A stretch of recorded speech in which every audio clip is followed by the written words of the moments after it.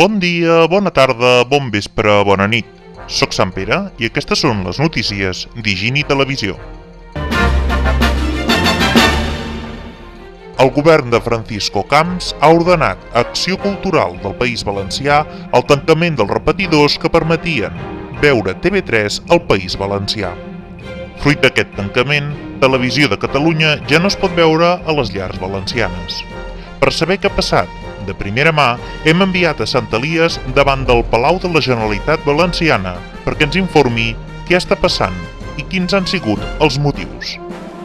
Sant Elies, què ha passat?